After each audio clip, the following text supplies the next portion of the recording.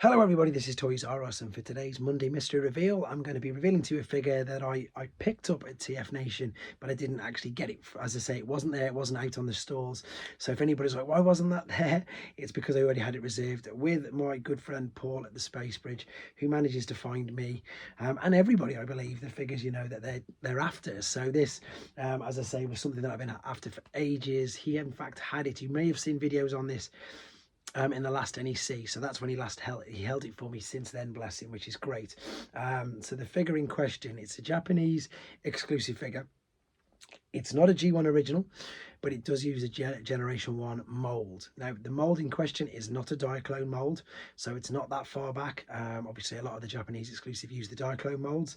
This one in particular, this one didn't come out at Generation 1 date times either. It came out in the early 2000s, around about there. And funnily enough, there's more than one figure in this particular pack. So the mold in question was only released. The mold in question, when it was originally released in G1, was then later reused at like the very next year, but it changed ever so slightly to adapt the mold to be able to handle the accessory. Shall we put that, without giving too many clues away? But I think you can guess what that is straight away.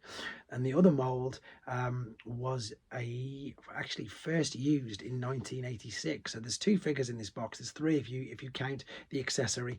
There's two figures in the box.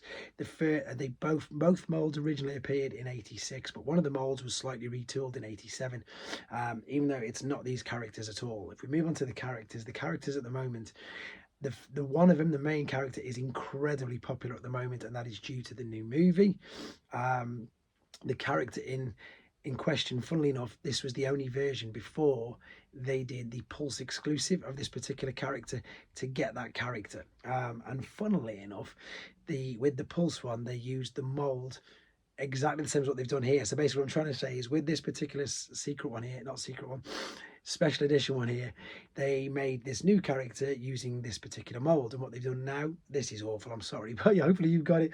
With the new version, they use the same mold of the same figure. So hopefully with the clues that I've sort of given you, you've perhaps guessed it's an eHobby exclusive.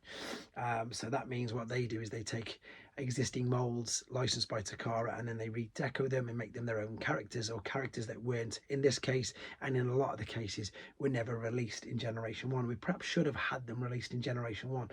So they redeco the molds exactly the same as what they do now, and we get these new figures.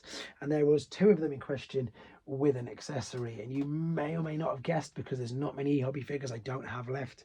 And this one is, of course, it's Orion Pax and Dion, and of course it's using the cup mold. So if this makes any sense to you, of course, with the new Hasbro one, they used the cup mold. With this one, they used the cup mold, but it's the Target Master cup mold. So that means, of course, the Target Master cup version came out a year after the Target Master. So that makes my clues sort of make sense. Please don't put the names in the comments. Let everybody had a guess, and I apologize for the clues that I gave you there, and the fact again that I'm still a mess with hay fever. In the meantime though, guys, have a great day. Take care.